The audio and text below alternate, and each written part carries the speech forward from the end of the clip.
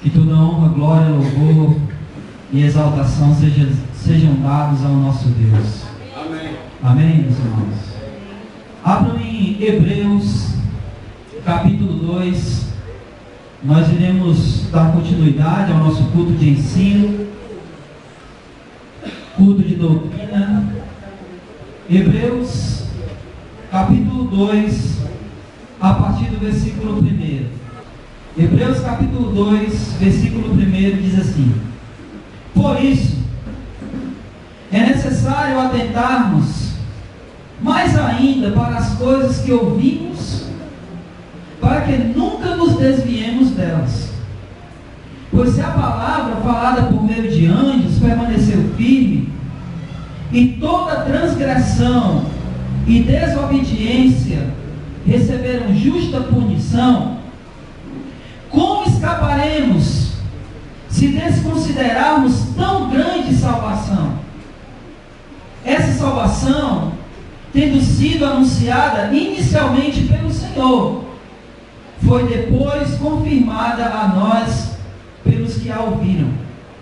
E juntamente com eles, por meio de sinais, Deus testemunhou feitos extraordinários, diversos milagres e dons do Espírito Santo, distribuídos segundo a sua vontade. Amém? Vamos orar. Soberano Deus e Pai do nosso Senhor e Salvador Jesus, é a Ti, Senhor, que nós nos reunimos como igreja. É a Ti que nós cantamos louvores. Foi a Ti, somente a Ti, que nós adoramos nessa noite. E é a Ti também que nós, em oração, falamos nesse momento. Nós te pedimos, Senhor, encarecidamente, em clamor, em súplica, no nome santo do nosso Senhor e Salvador Jesus, que o Senhor traga sobre as nossas mentes e sobre o nosso coração a Tua iluminação. Iluminação essa que nos capacite para compreender a Tua palavra. Iluminação que faça com que cada um de nós perceba os Teus ensinos, a doutrina, de acordo com a Tua palavra. Retira de nós, retira do nosso meio toda e qualquer doutrina de homens, porque a essa ou a essas nós não queremos dar ouvidos. Abre os nossos ouvidos, Senhor, única e exclusivamente para a Tua palavra. Essa é a nossa oração. Que a Tua palavra nos incomode. Que a Tua palavra, Senhor, venha de encontro às nossas vontades, os nossos prazeres. Que a Tua vontade, que a Tua palavra nos molde. E para que assim, Senhor, possamos ser e viver de acordo com a Tua vontade. Essa é a nossa oração. E desde já, Senhor, nós te agradecemos. Em nome de Jesus. Amém, Senhor. Como a gente iniciou na semana passada, a carta aos Hebreus nada mais é do que uma carta ou um livro de encorajamento a irmãos judeus que haviam se convertido ao cristianismo, mas devido à perseguição que estava assolando aquela região onde eles estavam, eles pensaram em voltar atrás na fé. Pensaram em voltar atrás para as práticas da religião judaica. Entre elas a circuncisão, entre elas o sacrifício de animais, entre elas a guarda de um dia que era o sábado, enfim, tudo aquilo que fazia parte da religião judaica. E por causa da perseguição, esses irmãos cristãos hebreus, ou seja, judeus que haviam se convertido ao cristianismo, estavam pensando em voltar atrás. Estavam pensando em largar tudo da fé cristã e voltar a ser judeus na religião. E aí o autor da carta aos Hebreus, ele escreve essa carta para encorajar esses irmãos e fazê-los não desistir da fé. Mostrar para eles que Jesus é superior a tudo que estava na lei mosaica. Que Jesus, ele é superior até mesmo os seres celestiais que os judeus tanto prezavam. Era superior aos anjos. Era superior à lei de Moisés. É superior aos profetas. É superior ao tabernáculo. É superior a todos os sacrifícios que haviam sido feitos no Antigo Testamento. Sobre tudo isso, sobre toda a religião judaica, Jesus é superior. E esse livro aos Hebreus, essa carta, essa epístola, não é epístola, essa carta aos Hebreus, ela trata sobre isso. E na semana passada nós vimos que no capítulo 1, que Jesus é superior a tudo que eu falei anteriormente agora, toda a religião judaica, em primeiro lugar, na questão da revelação. A revelação em Jesus é superior à revelação que foi feita no Antigo Testamento. E ele começa, versículo 1 do capítulo 1, olha aí por favor, uma breve recapitulação aqui. Ele diz: no passado, por meio dos profetas, Deus falou aos pais muitas vezes e de muitas maneiras. Versículo 2: nesses últimos dias, porém, nos falou pelo Filho. Então a revelação de Jesus, ou em Jesus, ela é superior à revelação que foi feita no passado através dos profetas. E por que ela é superior? Primeiro, porque a revelação feita aos profetas, ela era incompleta. E eu expliquei aqui que toda a revelação da Bíblia é progressiva. E ela se completou na pessoa de Jesus. Por isso, Jesus é a revelação maior de Deus do que a revelação que foi feita aos profetas. Amém? Amém. Em segundo, eu disse também aqui que Jesus é superior aos anjos. Porque a nenhum dos anjos, versículo 5, olha aí, capítulo 1. A nenhum dos anjos Deus disse: tu és meu filho, hoje te gerei.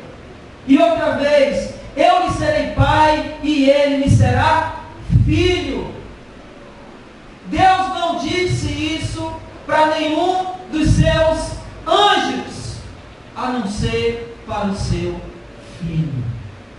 Por isso Jesus é superior, é maior do que os anjos que os judeus tanto preservavam.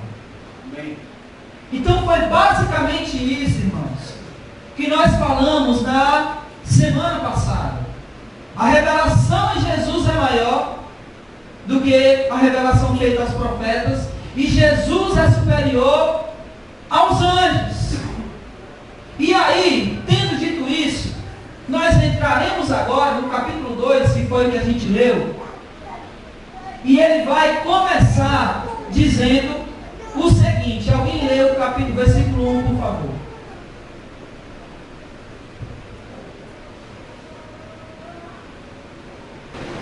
Portanto, convém nos atentar com mais diligência para as coisas que já nos tens ouvido, para que em tempo algum nos desviemos delas. Olha só o que ele diz. Notem que a frase do versículo 1, ela começa com o quê? traduções, como na minha, tem um por isso. Não é isso que tem aí? Na minha aqui diz por isso, na tradução que o Wellington leu, portanto o quê? Por isso o quê? De que ele está falando aí? Por isso, ou portanto o quê?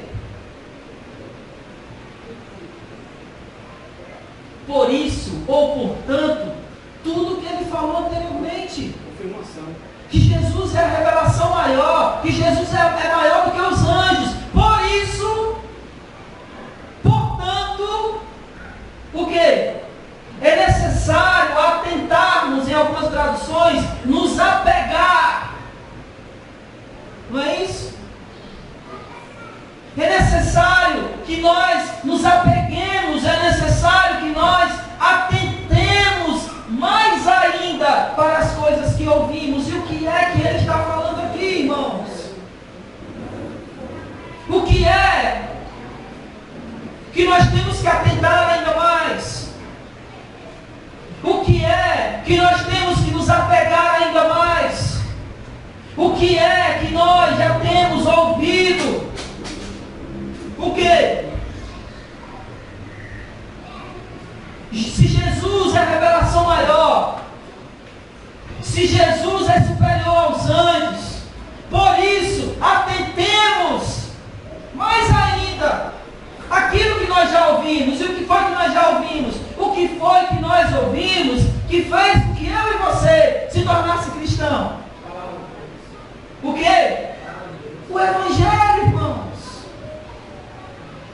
Se a revelação em Jesus é maior, se Jesus é superior aos anjos, então, por isso, portanto, atentemos mais ainda para aquilo que nós já escutamos, que é o Evangelho. Nós temos que nos apegar mais aos Evangelhos, ou ao Evangelho. Nós temos que dar mais atenção, nós temos que ouvir mais, nós temos que viver através e por esse Evangelho que nós já ouvimos. E não a dar ouvidos a um novo Evangelho. E não dar atenção a um novo Evangelho que tem sido pregado. E não que os nossos olhos se abram de surpresa, de maravilha, para um pseudo-evangelho, ou um novo evangelho que tem sido pregado. Se Jesus é a revelação maior e completa, por que eu vou dar ouvido para outra coisa? Eu tenho que me apegar àquilo que eu já ouvi. Eu tenho que me apegar e me apegar mais, não é isso que ele está dizendo? Atentarmos mais ainda para as coisas que já ouvimos, para o Evangelho. Às vezes, irmãos, eu fico pensando se nós de fato entendemos o que é o Evangelho. Isso me passa pela cabeça. Será que a igreja ela tem entendido o que é o Evangelho? Mas não apenas entendido no sentido de que, eu ouvi, eu entendi. Mas no sentido, preste atenção, no sentido que se você ouvir uma outra mensagem, que não é o Evangelho, você vai conseguir identificar que aquela mensagem não é o Evangelho. Porque é isso que nós buscamos para a congregação do Gereissati 1. Que ela encharque os seus ouvidos da mensagem do Evangelho de tal maneira que se ela ouvir uma mensagem diferente, ela vai rejeitar. Ela vai dizer, essa mensagem aí não é o Evangelho. Ou, se alguém vier tentar introduzir algum ensino, dizendo que aquilo faz parte do Evangelho, você dizer, não, esse ensino talvez nem seja errado, mas não é o Evangelho.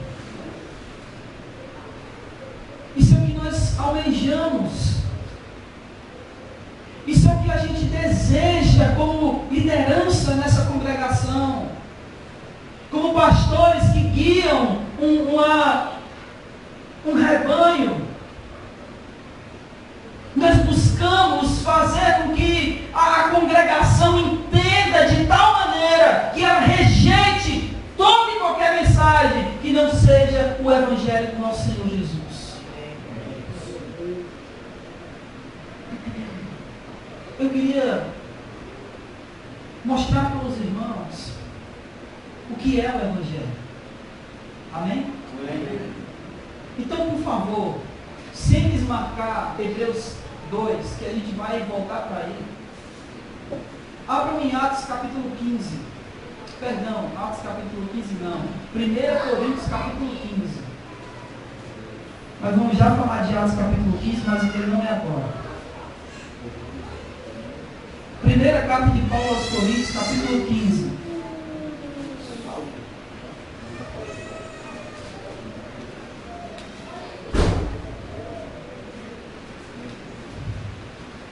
Amém. Vamos ler os versículos do 1 ao 3, do 1 ao 4, aliás. Acompanhe comigo, por favor. A minha versão aqui é a Almeida século 21, mas não é muito diferente da sua. Capítulo 15 de 1ª carta de Paulo aos Coríntios, versículo 1. Irmãos, lembro-vos do evangelho que vos anunciei, o qual também recebestes, no qual estáis firmados.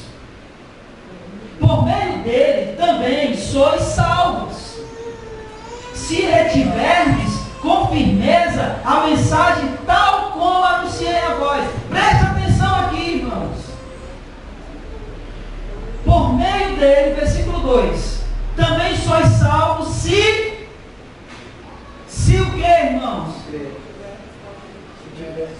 Se retiverdes, ou seja, se vocês manterem, se vocês não adulterarem, se vocês não mudarem a mensagem, tal como anunciei a vocês, a não ser que tenha escrito inutilmente. Ou seja, se vocês não creram que a mensagem é essa, então com certeza vocês vão adulterar. Versículo 3. Porque primeiro vos entreguei o que também recebi. Agora ele vai anunciar o Evangelho. Cristo morreu pelos nossos pecados, segundo as Escrituras. Foi sepultado e ressuscitou ao terceiro dia, segundo as Escrituras. Isso é o Evangelho.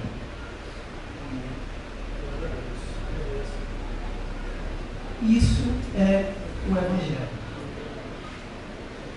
E se alguém aparecer dizendo que não, mas espera aí, a gente precisa acrescentar mais alguma coisa aí, não, rejeite, porque não é o Evangelho.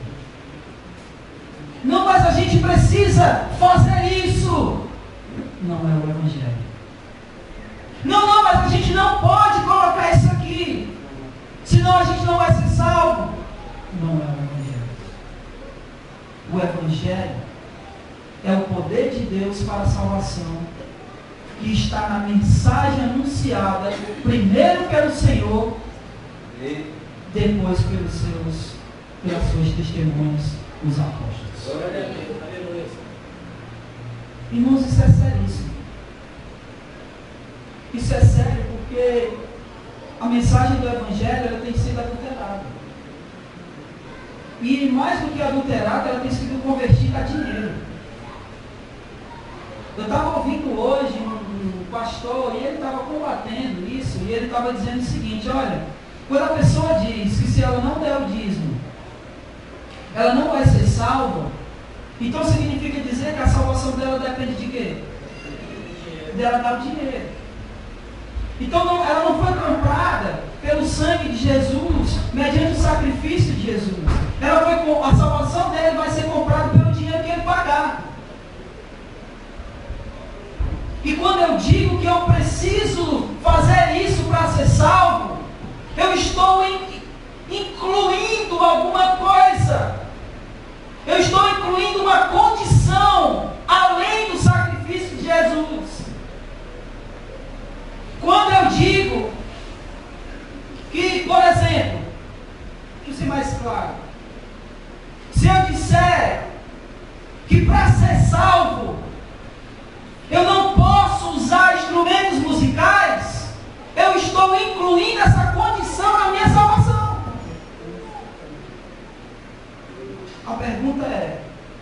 Isso é evangelho? Não. De jeito nenhum. E para ficar mais claro ainda, eu quero falar que todas as vezes que as Escrituras dizem ou falam sobre sã doutrina, ela aponta para o Evangelho. Em outras palavras, sã doutrina é o Evangelho. E para não ficar apenas na minha palavra, eu vou convidar que você abra em 1 Timóteo, capítulo 2. Na verdade, 1 Timóteo, capítulo 1. Versículos 10 e 11. 1 Timóteo, capítulo 1, versículos 10 e 11. Amém? Diz assim: devassos, homossexuais, exploradores de homens, mentirosos, os que proferem falso juramento, e para todo o que é contrário a quê? A sã doutrina, versículo 11, a qual está em harmonia com o que me foi confiado, a saber o quê? O Evangelho da glória do Deus bendito. O que é essa doutrina? O que é essa doutrina? O Evangelho. E tudo que tiver ou que não estiver em conformidade com o Evangelho está em desacordo com a sã doutrina. Nós vimos o que é o Evangelho lá em 1 Coríntios capítulo 15. E tudo que for sã doutrina precisa ser aquilo que sai do Evangelho. Do sacrifício de Jesus sai justificação, santificação, remissão de pecados, perdão de pecados. Tudo isso eu extraio do sacrifício de Jesus. Tudo isso. A pergunta é: como eu extraio instrumentos daí? Onde fica? Vocês estão entendendo onde eu estou querendo chegar, irmãos? Instrumentos musicais não fazem parte da sã doutrina, porque não fazem parte do Evangelho de Jesus. Entenderam? De modo que eu usar ou não usar, não vou ferir nenhuma doutrina, porque eu não vou ferir o Evangelho de Jesus. Amém. Fui claro? Mais na frente, eu vou dizer por que eu estou falando isso. Eu acredito que uma boa parte da igreja deve saber por que eu estou falando isso. Mas o fato é que doutrina ou sã doutrina tem a ver com o Evangelho. E do Evangelho precisa proceder ou emanar tudo isso que eu falei: regeneração, santificação, a ressurreição de Jesus, a salvação, a encarnação do Filho de Deus. Tudo isso emana do Evangelho. E se eu adulterar qualquer coisa disso, eu estou adulterando o Evangelho, logo eu estou adulterando a ação. Exatamente. Amém? A primeira aplicação prática dos versículos que nós lemos, lá, volte para Hebreus, capítulo 2.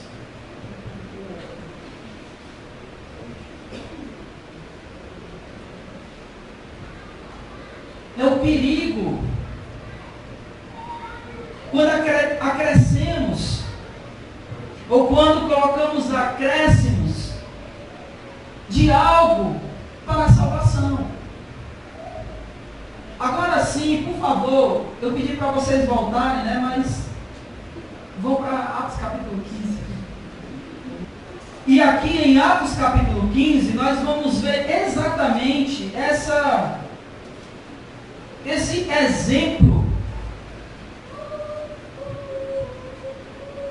de acrescer ou acrescentar alguma coisa para a salvação. Atos capítulo 15, versículo 1. Amém?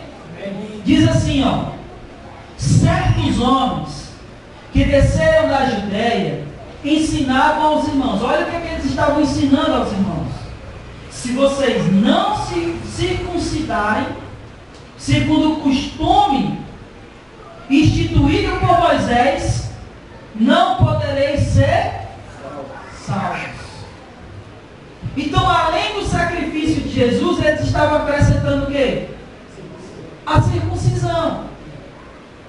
E por causa disso, aqui em Atos capítulo 15, eles fizeram o que a gente chama de o primeiro concílio da igreja, a primeira grande reunião para tratar um assunto específico ou uma controvérsia. E aí, Tiago, o irmão de Jesus, o autor da carta a Tiago, a carta de Tiago, ele dá o parecer de que a circuncisão não era necessária. Não era necessário a circuncisão. E o que era necessário? Se abster de carnes sufocadas, de sangue e da prostituição. Estão lembrados não, né? Só isso. Por quê? Porque tudo isso é pecado. Tudo aquilo era considerado pecado. Toda carne sufocada a ídolos não era permitido comer. Agora, olha só que coisa interessante. O parecer diz que não era necessário a circuncisão para a salvação. Agora vá para Atos 16. Um capítulo depois.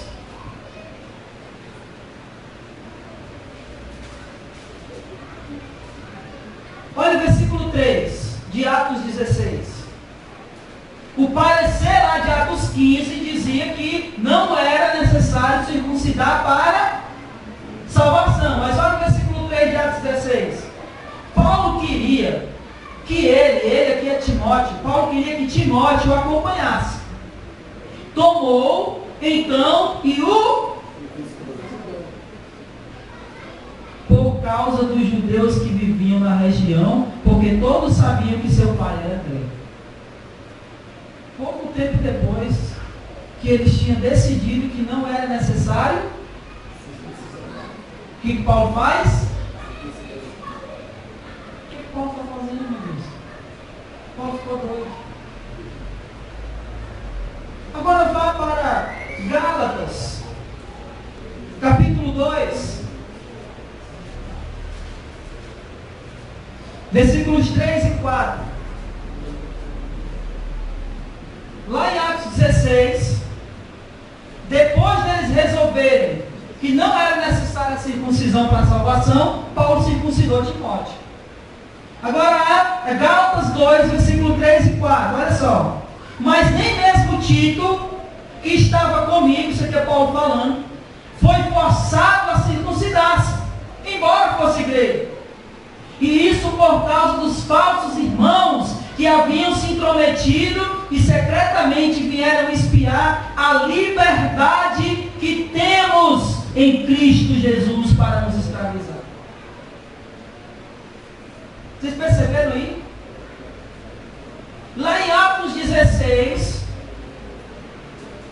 depois que a igreja havia resolvido que não precisava circuncidar para a salvação, em Atos 16 Paulo vai e circuncida Timóteo. Aqui em Gálatas capítulo 2, as pessoas queriam exigir que Tito fosse circuncidado, e Paulo, opa, não, peraí, Tito não. Ele circuncidou Timóteo, mas na hora que foram dizer, tem que circuncidar Tito, ele, não, negativo. Agora foi que Paulo ficou doido. Uma hora pode, outra hora não pode, como é que é isso?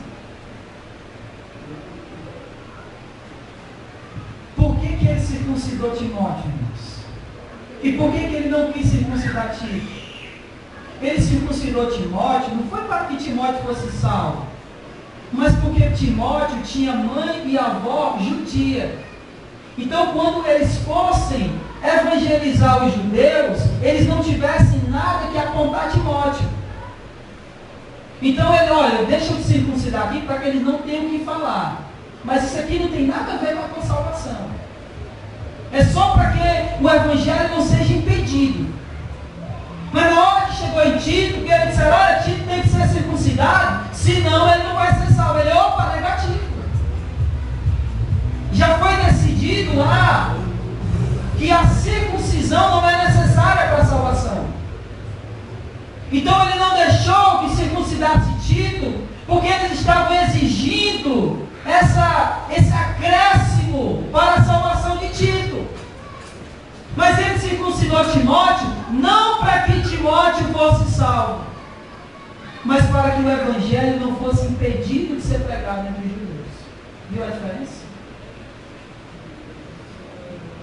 Então a questão, no caso aqui, não era se eles podiam ou não podiam circuncidar.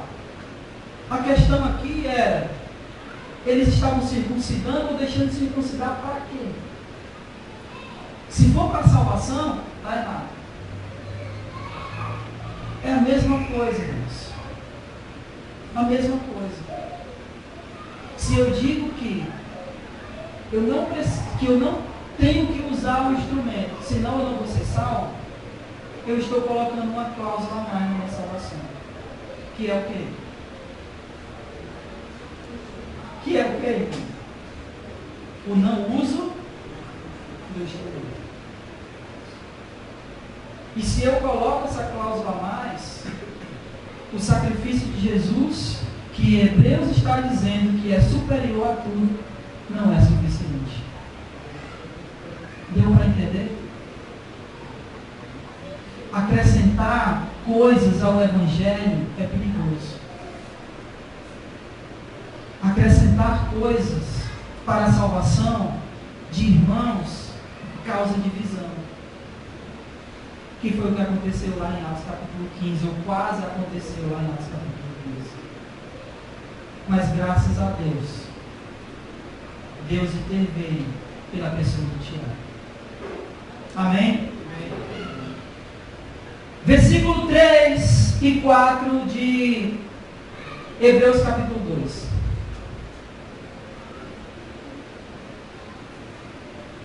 Nós encerramos aqui, aliás, versículo 2. Ainda o versículo 3, não, ainda o versículo 2. Ele termina o versículo 1 dizendo que para a gente nos apegar ainda mais para as coisas que já ouvimos, para nunca nos desviarmos dela, não nos desviarmos do Evangelho. Pois se a palavra falada por meio de anjos permaneceu firme, e toda transgressão e desobediência receberam justa punição. Versículo 3. Como escaparemos se desconsiderarmos tão grande salvação?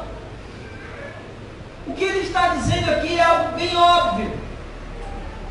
Se toda a revelação de Deus no passado, através dos profetas, e que muitas delas foram dadas através de anjos, se o desobedecer desses mandamentos que os anjos deram foram passíveis de punição, quanto maior punição nós receberemos se desobedecermos a revelação maior em Jesus. É isso que ele está falando aqui. Quanto mais, versículo 3, como escaparemos se desconsiderarmos tão grande salvação? A salvação em Jesus, ou só em Jesus, é suficiente. Se nós desconsiderarmos essa verdade, como nós vamos escapar? Porque isso é incredulidade. Se eu não creio que a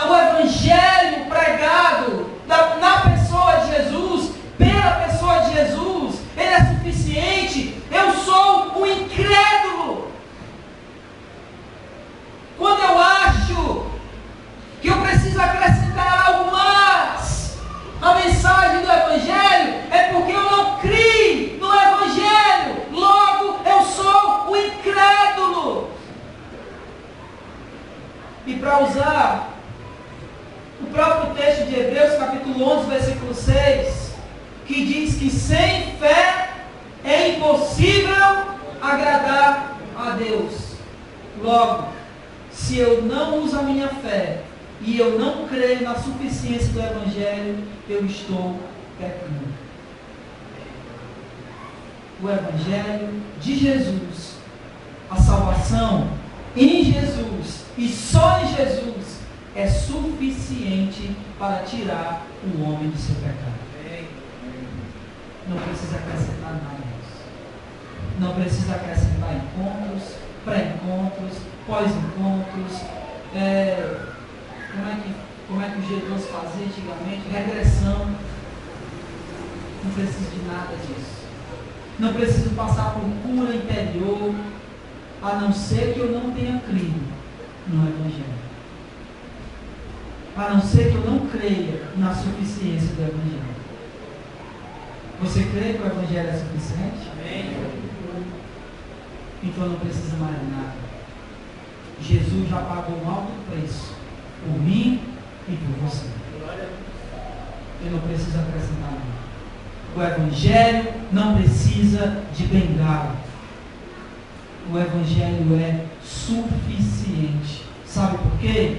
Porque, como diz lá em Coríntios, ele é poder de Deus para a salvação de todo aquele que crê. Daquele que crê. Amém? Amém. Versículo 3. Essa salvação, tendo sido anunciada inicialmente pelo Senhor, ou seja, pelo próprio Jesus, foi depois confirmada a nós pelos que a ouviram, ou seja, as testemunhas de Jesus, os seus discípulos, e juntamente com eles, os discípulos, por meio de sinais. Deus testemunhou feitos extraordinários, diversos milagres e dons do Espírito Santo, distribuídos segundo a sua vontade. O que ele está dizendo aqui é que a mensagem que Jesus primeiramente pregou e que os seus discípulos pregaram após ele, essa mensagem ela foi confirmada através dos sinais que eles apresentaram, dos milagres que aconteceram. Final do versículo 4. Os dons do Espírito foi confirmado por isso. Agora deixa eu fazer uma pequena observação. Primeiro, nós não somos obrigados, preste atenção, nós não somos obrigados a crer nos milagres que acontecem hoje em dia. Preste atenção no que eu estou dizendo. Nós não somos obrigados a crer nos milagres que acontecem hoje em dia. Com isso, não estou dizendo que eles são mentira ou que eles são falsos. O que eu estou dizendo é que nós não temos obrigação de crer nos milagres que fazem hoje. Mas nós temos a total obrigação de crer nos milagres que foram registrados na Bíblia. Amém? Nesses milagres aqui, eu sou obrigado a crer. Porque se eu não atentar para isso, eu sou um incrédulo. Segundo, quer dizer que a mensagem do Evangelho ela tem que ser confirmada por milagres? Não. Naquela época era necessário. Porque o Novo Testamento, como nós temos hoje, a Bíblia no Novo Testamento, ela não existia. Então, como saber que essa mensagem vem de Deus? A única maneira naquela época de saber que aquela pregação de fato vinha de Deus, se ela viesse acompanhada com todos os milagres que Jesus primeiramente executou e depois os seus apóstolos depois dele. Mas hoje, a mensagem que pregamos, ela não precisa mais ser confirmada confirma a mensagem que pregamos é se ela está em acordo com a revelação de Deus aqui nas Escrituras. Amém? Não são os milagres hoje em dia que validam a mensagem que pregamos, mas o que valida a mensagem que pregamos é se a mensagem que pregamos não está adulterada. E a maneira de nós sabermos isso é se nós olharmos para as Escrituras e avaliarmos a mensagem que pregamos. Amém? Amém?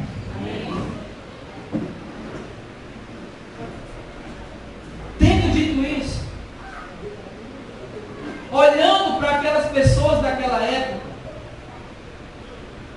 o que o autor aos Hebreus está dizendo é o seguinte: olha, como nós vamos escapar? Como nós iremos ser salvos? Porque lembrem, eles estavam querendo voltar para a religião judaica. E voltar para a religião judaica era desprezar toda a revelação em Jesus.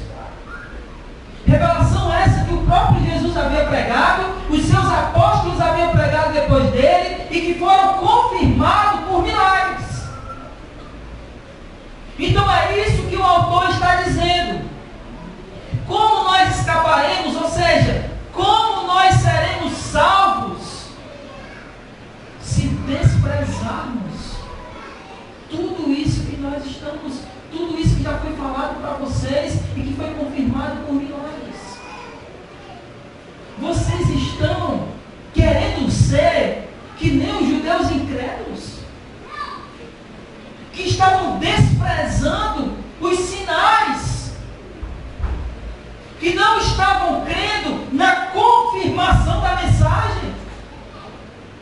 Olha, eu vou mostrar para vocês. Olha uma coisa interessante. Abre em João, Evangelho de João capítulo 6. Evangelho de João capítulo 6. Olha só uma coisa interessante.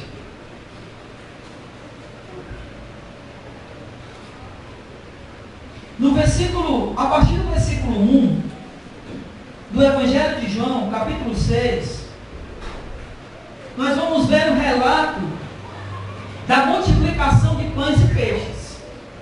Ele começa no versículo 1 e vai até o versículo 13. Mas notem o versículo 14, olha só. Preste atenção. Quando aqueles homens viram o quê?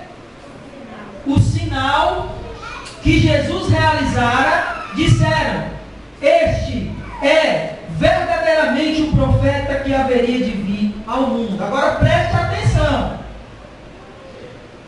Eles haviam procurado Jesus, porque depois disso aqui, os discípulos vão para o outro lado, e aí Jesus não vai com eles. Jesus se retira para orar. Quando o barco já está bem longe, Jesus vem andando por sobre as águas. E aí quando eles chegam do outro lado, essas pessoas aqui, elas não encontram Jesus. Quando elas voltam, aí elas veem Jesus. Versículo 25. Ao encontrá-lo no outro lado do mar, perguntaram: Rabi, quando chegastes aqui? Aí Jesus disse para eles: olha, vocês estão me procurando não por causa dos sinais, mas porque vocês comeram e se fartaram. Aí olha o que é que eles dizem no versículo 30. Olha a pergunta que eles fazem: que sinais fazes para que o vejamos e creiamos em ti? Que realizas? Olha que contraste. No versículo 14 eles estão dizendo assim, ó: quando eles viram esse sinal, eles disseram: verdadeiramente era o profeta que tinha que vir ao mundo. No versículo 30 eles estão perguntando: que sinais fazes para que creiamos em ti? Jesus tinha acabado de multiplicar pães e peixes. E os caras estão perguntando qual o sinal que eles fazem, que ele faz, para que eles creiam nele. Isso é o que, irmãos? Isso é o que? Incredulidade. verdade. E é isso, volte lá para o livro de Hebreus, que o autor de Hebreus está falando aqui. Como escaparemos se desconsiderarmos tão grande salvação? Salvação essa que inicialmente foi anunciada pelo Senhor e depois confirmada a nós pelos que a ouviram, e juntamente com eles, por meio de sinais, Deus testemunhou feitos extraordinários, diversos milagres e dons do Espírito distribuídos segundo a sua vontade. Vocês querem ser que nem os judeus incrédulos, que viram os sinais e desprezaram os sinais? Não façam isso, porque Jesus é a revelação maior. Glória a Deus. E se Ele é a revelação maior, não há como escapar, a não ser pelo Evangelho que foi pregado por Ele. Amém. Sem acréscimos, sem nada disso. Salvação só em Jesus. Nós não podemos de maneira nenhuma desprezar isso. Nós não podemos correr o risco de maneira nenhuma de acrescentar nada. E não podemos correr o risco de jeito nenhum de menosprezar essa mensagem, correndo o risco de nos perdermos pelo caminho. Por isso, o autor de Hebreus fala para eles: não sejam incrédulos. E eu gostaria de falar a mesma coisa para todos nós: não sejamos incrédulos. Não acrescentemos nada ao Evangelho e não menosprezemos o poder do Evangelho na vida de cada um de nós. Eu creio verdadeiramente, e se você olhar para você, não para o irmão que está do seu lado, não para o irmão que está na sua frente, mas você olhar para você, você vai saber o tamanho do poder do Evangelho. Porque só o Evangelho foi capaz de te tirar das trevas e te trazer para a luz. Se você ignorar esse milagre, Esse é o nome lá. você é um incrédulo. E você não é nada disso. Amém?